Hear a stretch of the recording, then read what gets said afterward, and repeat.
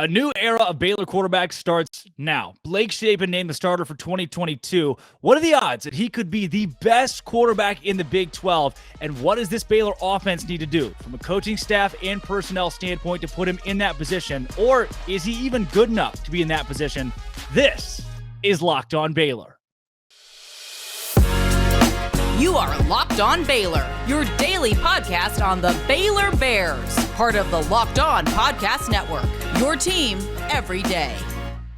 All right, we now welcome in Cameron Stuart, a local news guy into Locked On Baylor. Thank you for making Locked On Baylor your first listen every week. I'm Drake Toll of Sikkim 365. Cam, this has been one of, if not the most wildest offseason weeks in recent Baylor memory. Yeah, it's even more wild than that outfit you got on because you look like a rocket right now, by the way. Good to be back. Thank you for having me. We talked about this off air, how it could be a struggle for content this time of year. Baylor's like, nah, we got you. Hold our Dr. Pepper. We got you.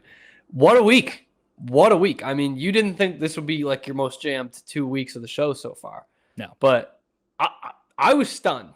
I know Dave Aranda is a great guy. And he did it almost a week before the May 1st deadline, naming the starter. So, but still, stunned to hear it. Stunned to hear it this far. I thought we were going to hear it like 2 days before the Albany game, to be honest with you. But I love it. Let's bring it on. Hot stove. I love that it is a quarterback. I would have loved it either way. And I think if you make what's weird, here's how much better Blake Shapen. I just had this thought. Here's how much better Blake Shapen was than Gary Bohannon. If you start Gary Bohannon, Blake probably doesn't transfer because he's going to ride the bench for a year and then be the starter for 2 seasons.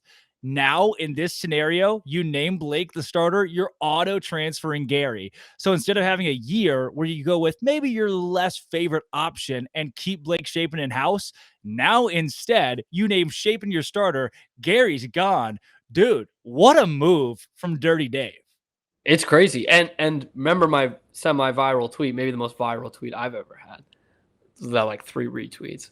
I think this says a lot about Kyron Drones. You're a big Kyron Drones stan, big fan, and maybe you pulled some strings on this. But to me, that says, all right, look, this kid has got the potential. Like, we want him in this program, basically, which I don't think they necessarily thought the opposite about Jacob Zeno, but clearly he wasn't really going to fit into their system with all the struggles under Larry Fedora. He didn't really get a sniff. And so for them, it's like, all right, this kid's going to play. We don't want him to leave. We want him in the system, and he's ready to step in an emergency role or will be ready by the end of August. And that's, if you're seeing that and letting a guy like Gary go, you're saying that's a guy who could start for us down the line. Could. It's still very early in his career. So I think it says a lot about Kyron Drones, but also about Blake Shapen, who I'm also a stan of. I love Gary, too. I sat next to Gary in Earth Science. And you did. I remember it was a great time. I wish I could tell some of the funny things on this podcast that he said. Very funny guy. But I thought they were going to be good either way with either guy at the wheel. And I am excited, though, to see what Shapen is going to do.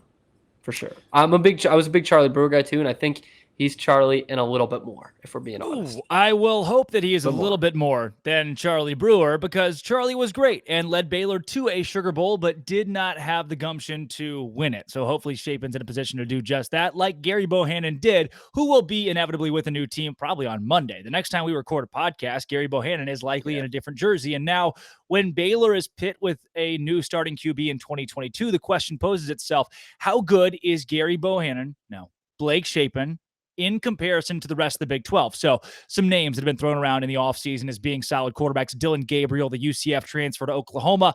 Quinn Ewers is up there. Spencer Sanders from Oklahoma State. I've never seen him be good, but apparently he has been at times. Adrian Martinez, gosh dang, Chandler Morris. JT Daniels is one of those guys. Donovan Smith, Tyler Shuck, Tanner Shuck. It's one of the two.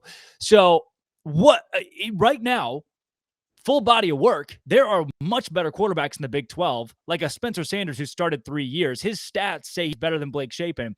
What does Blake Shapen have to do to be the best QB in the league next year? Because Gary Bohannon was pretty darn solid before he got hurt. Well, if he does what he did the last couple of games of last season, I think he probably will be right in that discussion. I don't know. JT Daniels is such a big recruit and everything. And Dylan Gabriel had a good career at UCF. Adrian Martinez and Spencer Sanders to me are the same person, and they both stink. And haven't seen Quinn Ewers do anything. And it's another guy who's really highly rated out of high school, blah, blah, blah. He could be a great quarterback for all I know. But you mentioned the 17 straight completions, the stadium record, the stadium name that you change every time you mention it. Dallas Cowboy Stadium, Dallas Stadium, State of Texas Stadium, whatever. We saw the flash, man, and he just got better every game.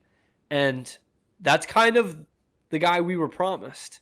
Yeah. So, I mean, if that's a guy who, like Charlie at his best, could complete probably around 70% of his passes, which is really good, and he protects the ball. I think he's this isn't a hot take, sneaky good runner, but we're not going to see a ton of that. And the kid's got some zip, Drake.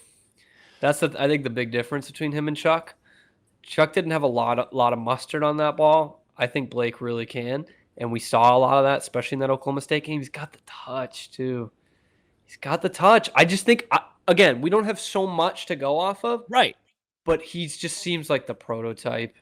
He really does. Pocket passer with a little bit of legs in there. Kind of like, not what Quinn Ewers was in high school, but that same kind of prototype. Is that making sense? No, he's got a hell of a deep ball, like Quinn too. Ewers like a 5-star, so I'm not going to say he is like that.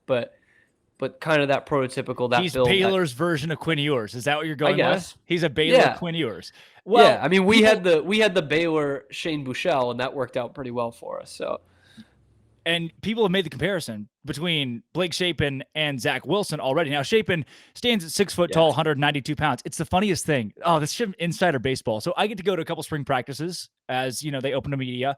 The funniest media thing, guy, man, Big J. Yeah, they have this drill where you ever played baseball before with your dad? I did. No. Yeah. Okay. Good, that was my best baseball. Yeah. Whew. Well, you have the hitting screens, right? Yep. They take basically a baseball hitting screen and put it in front of the quarterbacks. And you have to throw the ball over this hitting screen as not to hit that, the top metal part and still get the ball on a zip to the wide receiver. And I call it the Blake Shapen drill because he, of the 4 quarterbacks, was the one that really you're like, is going to get it over because he's 6 foot tall with an offensive line that is massive. Baylor's O-line is one of the best in the Big 12. And that's why I think, Gary, dang it, Blake Shapen, I've got to retrain my flipping brain. That's why I think Blake Shapen can be the best quarterback in the Big 12 next year because a lot of quarterbacks are only as good as their offensive line. And Blake Shapen has a pretty good offensive line. Might I say elite offensive line. That's fair. Yeah. And I like the Zach Wilson point because Sheehan wrote about that. I don't know how to say his last name. Very sorry, Sheehan. I do like following his coverage, though. Love it, actually. Jay Raja, did I say that right? I don't know. You nailed that. Don't even try it again. Don't even try it again. You nailed it. All right. We'll just go with it. It's probably totally wrong. But he was like, well, Blake Shapen's the guy who fits the build of Zach Wilson and the arm strength of Zach Wilson a little bit better, and that was the guy who Jeff Grimes had a ton of success with. So I think that did factor in. And now it's going to be interesting because it was such an RVO last year. It was so effective at most of the season. And I don't think we're going to see a lot of that now, just based off that one sentence that Sheehan wrote. I think we're going to see a little bit of a different look, and I'm excited for it. Maybe that's what put Blake over the top. Well, Gary Bohannon threw for 2,200 yards last year, ran for 9 touchdowns, threw for 18, 27 touchdown guy. Blake Shapen has never once thrown an interception as a collegiate quarterback, so he at least has that over People Gary, forget. who threw a few. People don't. Blake Shapen has not thrown an interception since high school. And you're about to tell me you don't want him to be your starter? Of course, he had great flash plays, has a better upside to me than Gary Bohannon. 72% completion percentage. How about this? He's completed 62 of his 86 collegiate passes. That's just a wild thing to me. Has that facility record at the Stadium of Texas, or Texas Stadium for those that want to know. Oklahoma State, he wins the Big 12 championship. Texas Tech, he comes in, throws for 250, 2 touchdowns, does what they ask him to do. He mans the ship against Kansas State, makes a big 4th down play as well. So, yes, Blake Shapen, good quarterback. The question was, can he be the best quarterback in the Big 12? The answer is yes. The answer is yes, because he's in a Big 12 that is a new look Big 12 from a quarterback standpoint next season. There are a lot of different battles like Texas Tech and TCU that are going on right now. So the answer is yes, because his offensive line's so good and he has a higher upside. But with the higher upside, you also have, your highs are high, your lows are low. Will we see that from Shapen? We'll see. I want to get to Cam, and I feel like we talk for hours about Blake Shapen, his upside. I know. And what I'm he could do. revved up for it. I got to cut myself off because That's next now week. we have learned that Houston, Cincinnati, and Central Florida will be joining the Big 12. And maybe BYU. Also BYU. That's and definitely. BYU are joining the Big 12 in 2023-24. We're going to have a 14-team league in this conference. But before we talk about the 14-team league, I need to tell everybody out there about our sponsor today, Built Bar. I have said this a million times. I will say it until I die or until I stop working at Locked On Baylor, which will be a long, long time from now, probably because I've died. Built Bar is the best thing that has happened to me after working at Locked On. My boss is going to hear that. They may hate me for it, but it's true because Built Bar, I have now learned, is like a candy bar, but not in the best way. So Built Bar only has it has like 130 calories compared to a candy bar. It's 240. Built Bar, 4 carbs, candy bar, 30, right? Or that's grams of sugar. Built Bar, 4 grams of sugar, candy bar, 30. Just vast disparity between the two. And Built Bar, way better for you and tastes really good. They have these Built Bar puffs that are solid. Got these like marshmallowy, like this. They've got the banana cream pie, raspberry, double chocolate. So right now, go to built.com. All right, go to built.com. Use promo code LOCKED15. If you don't know how to spell it, it's LOCKED 15. Get 15% off your order. Use promo code LOCKED15 at built.com. All right, Cameron, I hope you had a good nap. And Congratulations to the 4 new schools that are moving to the Big 12, BYU, UCF, Cincinnati, and Houston. And they're doing it real darn soon. And boy, howdy, we're going to have a 14-team league. Not for long, but at least for a little bit. That's going to be wild. Do we need to do division predictions or what? Is this the point? Well, my first question, is this a part of the show where Oklahoma and Texas are like, okay, fine, we'll leave? Yeah. Do they do it? Does the Big 12 see 14 or does it stay at 12 because OU and Texas are like, we don't want to play with those teams. We'll pony up, pay the money, and leave? I mean, I don't think the teams have anything to do with it. I think they want out so bad. Like as soon as they do get the money, they'll be out. I think so. But they don't have the money, you think? Well, that's the story, right? I mean, because. Yeah. All right, so Cincinnati comes in. That's a playoff team from last year and a pretty good program the last couple of years. These are all actually good programs like that have been in the top 25 the last couple of years. UT sees that, and they're like, oof, we can maybe win one of those games if we played all 4. But it's going to be the same thing in the SEC West. So yeah, to me, it makes no difference, really. So I don't think so. I think they stay in the 2 years, and we just get a wild couple of years. Oh, boy, I hope so. And right, that'd be 2 football seasons, right? 23 and 24. Yeah, 23, 24. Because they'll be out in like July 25. They leave 25. So you're going to get Texas playing, which, yeah, if you did it, you divvied out into divisions. I think the new 4 are that would just be nuts. I don't even want to go there. That's just like a headache. That's a lot to think about. It's a headache in itself. But you get 2 years of football seasons where Texas is playing in Provo, Utah for one of those, inevitably. But that just sounds amazing to me. The Big 12 expansion. Well, especially the last time they went there, it sounds amazing to me. Yeah. That was a 41-7 Brigham Young victory, by the way. Yes, it was. A win for the Mormons. A win for the Mormons. Just in case y'all forgot, it's like 2012. That's going to be, I'm so excited and ready for BYU to be here, mostly because I think the rivalry with Baylor that comes out of being 2 religious universities is going to be so special and also so cordial. They came to Waco last year, and it was far and away the largest fan base that brought a group to Waco for a football game, beat out Texas even. I mean, Oklahoma. BYU fans were literally everywhere. It was 60-40 Baylor fans. They are everywhere. They are. That San Antonio. They look just like you and me. To go on mission, you would never know. You're walking down the street.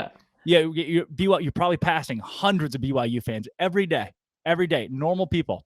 And that in itself, the luster of that and having them here that quickly, bring me BYU on a silver platter. I'm going to Provo next year.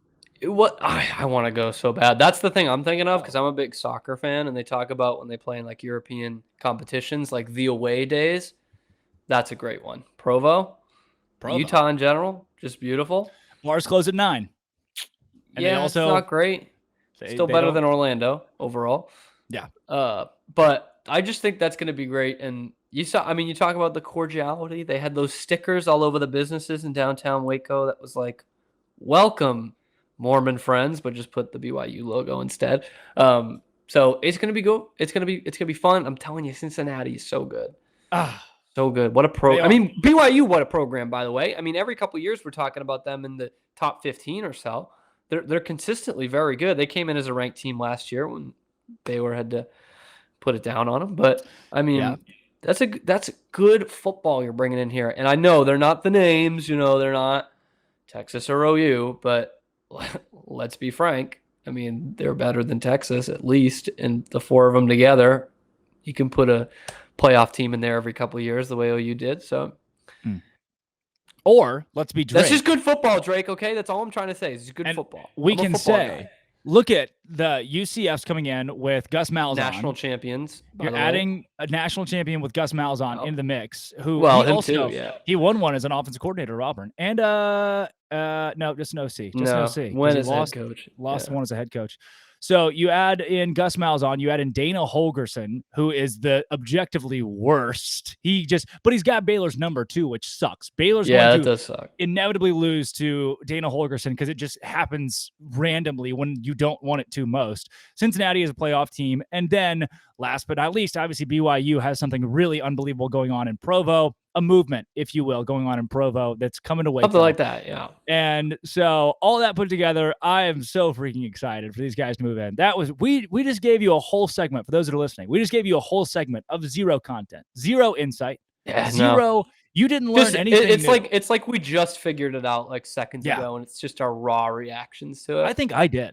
I think like it's setting into me what's going to change. And it makes me want to stay in Waco for a few more years and cover Baylor and see Luke Fickell come to town. And some winnable basketball games, by the way. Very winnable basketball games. Houston's tough. That's a good one to bring in, but winnable softball games, winnable baseball games, which we need right now pretty desperately, honestly. Does BYU play baseball? Yeah, they do. I do believe they do because they have. Cincinnati has a Hall of Famer in their alumni, by the way. So does every other school, pretty much. One in like the last century, not like. Oh, okay, yeah, because baseball's existed for a long time. Who's Andy Koufax, by the way, went to Cincinnati. Kevin Youkilis too. Really? You're into that kind of thing, yeah. I am. Well, you know what I'm also into? The ladies basketball. Baylor women's basketball has added a couple of new pieces in the transfer portal. And look, we haven't talked about them all week because there's been so much football stuff going on, but women's basketball is big, especially at Baylor. So we're going to break down the new additions for Nikki Collin. But first, I want to tell you, goodbye, Cam, for just a second, only a second. I want to tell you folks about betonline.net. So it's the NBA playoffs that are going on right now. I'm not a big NBA guy myself. So to get into NBA, I cannot admit this on air. To get into the NBA, sometimes I put some, responsibly put some fiscal dollars and whatnot onto these games. And so that makes me really, once your money is invested, you become invested in the game. So you can get invested in not just the NBA, but also Major League Baseball and the NFL draft as it goes on at betonline.net. So you can take a guy like Terrell Bernard, go to betonline.net and say like, oh, will he be picked over under, pick number 130? That's not accurate, but go look at it and make your pick. So BetOnline is a continued source for all sports wagering information, live betting, playoffs, esports, more. Head to the website today, use your mobile device, easy access, learn about the trends in action, BetOnline, where the game starts. And Cam, boom. Guess you really should have used Jalen Petrie as an example. Sorry, I'm wearing my Jalen Petrie to manifest. You are the second round of the draft tonight. We are, yeah, big. Going to be a big second round tonight. Last night's first round, excellent, excellent, dude. Could you believe? Bummed that Jalen Petrie wasn't taken. Yeah. But how electric was that? Best TV event of the year. I thought the moment, which everybody's talking about, the moment, dude.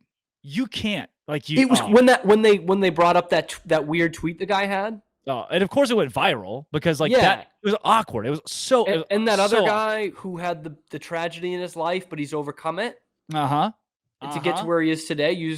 That's awesome. Nuts. It's insane how I his dad can't remember died. the name or who Crazy he went to or what how pick, his dad died in the weirdest way too. Like you're just like you're expecting like, oh, got hit by a train or something, but no, this was nuts. And that guy who was like -2 stars out of high school. Yep. Played that was six-man crazy. football. Live Oak. He went to Live Oak? No way. Really? Yep. They didn't include that in the package. He went to Live Oak. I thought he was a Garden City Bearcat. First round draft pick, 6-man football, Live Oak. Crazy draft. But that's the draft, first round. What's even crazier is 2 new transfers for Baylor University. The first being Dre Edwards. Dre Edwards coming from Kentucky. And one of the coolest things ever, she hit a 3-pointer that knocked off South Carolina. Like, she has played in some big-time games in college basketball and now brings her talent to Waco. That was in a championship game, by the way, SEC championship game. I think anytime you're a women's basketball program and you have a pedigree of beating South Carolina, that's a good thing. That's a good thing. Probably. But more importantly, you know that meme where it's like the 2 people looking out the sides of the buses and one's happy, one's not. And it's like one's mountains, the baseball one's statistical nerds and the other's like he got that dog in him. For watching games. She's just a baller. She's just a baller. She got that dog in her. Putting her right down the middle. Down the middle. No, she's got that dog in her. Like she's just a baller. Like we can look at the stats. Stats are great. She averages over 16 a game. 16 points a game. Yeah. Just watch it. She's a baller. Sure. Okay. Yeah, you can say she's a baller. I'm going to go on the other side of the 2-sided coin, not dichotomy, and say that not only is she got that dog in her, but she also played 29 minutes a game last season for Kentucky, averaged 16.8 points, 8 rebounds, almost 2 assists, a steal, a block, turned the ball over 2.5 times. Not the best. 3 fouls per game, too. She's a physical forward. Probably don't want her controlling the basketball, but she can score. That's important in today's game because they did that thing now where when you score more points than the team, you win. Right. So I think that's really important. But genuinely, a gal this is her 3rd program now. And we talked about it with the men's team about bringing transfers in, guys that you can just plug in right away, not your Dale Bonners or D'Antoine Grimes, if I said that right.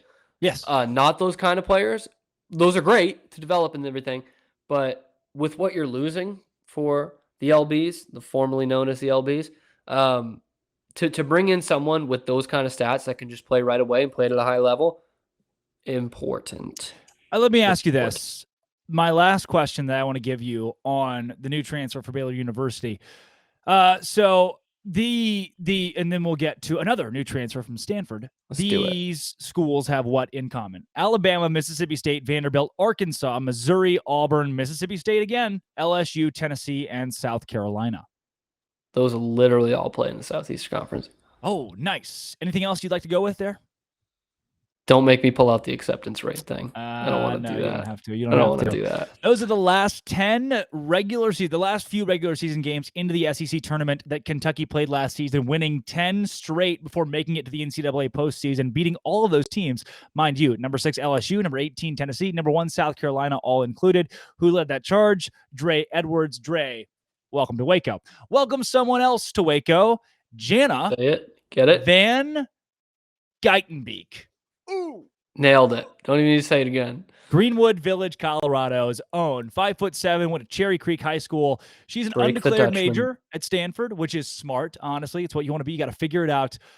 Cam, what is your, talk about like the mental, the physical side of the game. What's your assessment? All right. So Hannah? I don't want to show my hair too much because it's gross. You might see that this hat says Mojo, the 7th flag over Texas, if you're listening on the podcast. But what I call it is my YouTube mixtape analyst hat. And let me tell you, Jana's high school mixtape, fantastic. There's this one. Oh, yeah. She's like doing layup lines, and at the free throw line, they're playing Remember the Name by Fort Minor, if you can believe it. Yeah. If you can believe it. And there were some actual game highlights in some of them.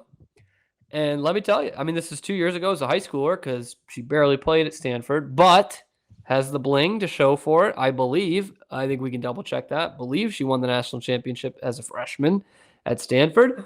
But smooth game, Drake. That's what jumped off the page for me. A smooth game. Not this lights out shooter, and that showed in the stats too. I think she only shot in toto like 35% from the floor. But she's admitted plenty of times that in all the interviews I watched about her, that she is a pass first point guard, good size on her, and a smooth game. So I like that. But this might be a little bit of a project. This is not like a D2 transfer, but this is someone who, played in an elite program but didn't play a ton. So I don't know that she steps right in and is your ball handler, but she could. I don't know. Jaden Owens, reminiscent of Jaden Owens for me, because Jaden Owens comes in from UCLA, didn't play a ton there, kind of a project under Kim Mulkey for the first year, and now has really started to come into her own under Nikki Collins. So this same player, though, our friend Jana Van Geitenbeek, did it again. She won a state title for her high school. You know how I know that? Not only is it online, you can find it there. It is on the internet. Yeah, my roommate, who I live with, who is downstairs right now as I'm recording this podcast, went to high school with her, actually knows her in real life. And he also knows that last season against number 8 Arizona, big game, right? You want to win that game against a top 10 team. She hit 6 3-pointers, had 18 points and a steal in 28 minutes against the number 8 team in the country. Now, Cam, you've never played women's college basketball. I haven't yet. Is that good? It's not bad. I know someone who played on the dream team, and they would say the same thing. It's not bad. You want to know something wild? Just wild. Here's the deal, folks. This is I think we're 25 shows in. That's a month of shows. This is the 1 month anniversary of Locked On Baylor. Thank you.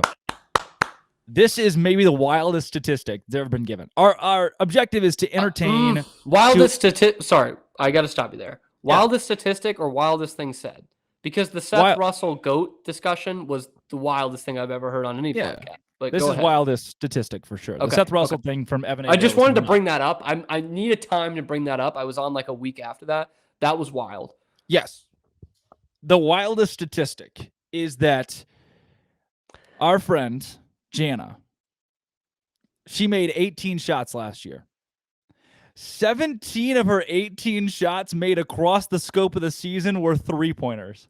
She shot the ball 18 times. Look, and it went in. 17 of them were from behind the arc. That's just consistency. To get into Stanford, you got to know math. Yeah. And as far as I know, when you step behind that line, Drake, that's 3. The other shots are 2. Pretty simple to me. She's about value. I have chills. That's about value. One of the single most nuts stats I can remember. Like, I get it. There are wilder things that exist in this world, but she only made 18 shots in her sophomore season at Stanford. But the fact that wide of a margin was from behind the arc. You're telling me she couldn't get a rebound and an and one. She couldn't drive the paint and put it up and in. No. If she got a rebound wide open down low for a layup, God, if she's not dribbling that 4 times, she's Ben Simmonsing that. She's kicking it out to someone else. Yeah, or she's missing it, or she's just going to dribble it right back out and shoot a 3. And nail I can't it wait to get. We need to pick her brain on the podcast about that. Yes, I think maybe it's more complex than my understanding of it. But to me, 3 is better than 2. And winning the Heisman Trophy should make you better than a guy who could have won the Heisman Trophy. So I needed to bring that up. I am almost positive I'm right. Tara Vanderveer is her head coach at Stanford. You think Tara was like, listen, when you get in the game, if you shoot the ball, it better be a 3. Like, just had this scathing talk pregame. Like, you touch that basketball and shoot it 2, you are gone. You're transferring to Baylor. And you think that 18th shot that she made was the one? She was wide open, no one near, takes one step, one dribble inside the 3-point arc. No, like Nathan Scott in that episode of One Tree Hill. Just looking straight at hers. She shoots it. It doesn't matter if it goes in or not, but she took 2. She's like. And then she swishes it, and it wins the game. But Tara Vanderveer doesn't care. Pack your bags. You're leaving. You're never coming back. She just walks off the court. This was far. I needed this today. This is far and away the weirdest episode of Locked On Baylor that's ever existed. But I wanted it to be butt talk though. No butt talks today. No butt talks today. Well, we talked a lot of women's basketball. We did. So you can't. There's a line. There is a line. So next week we'll talk about. We're trying to have some class here, and we'll go butt talk. But But, thank you for watching or listening to Locked On Baylor today. Come back on Monday because we will likely know where Gary Bohannon is transferring Monday, and we can dissect that and break that down. So, also, Locked On NFL Draft is still happening. It's still going on because the NFL Draft's happening all weekend. We have live coverage too, so check that out. Locked On NFL on YouTube as well as Odyssey podcast listening site for our live coverage and Locked On NFL Draft recaps as well. As always, I always have been. I hopefully always will be Drake Toll. And this is Cameron Stuart, a local news guy. So thanks for LOB spending your Friday with us at Locked On Baylor. We'll see you again Monday. It's been a heck of a month. You're only allowed one heck of semester at Baylor, so that's my first, my only. Yeah. There's only one thing to say to end this now that we're approaching the end of the month, and the next time we come on, it will be the next month. Okay. Drake, you're showing your age here. It's gonna be May. Nice. It's gonna be May. That was good. Nicely done. Very nicely done. Well, thanks again for listening to Locked On Baylor or watching it wherever you're watching or listening from. Thank you. This has been from your senior class vice president who ran unopposed himself, Locked On Baylor.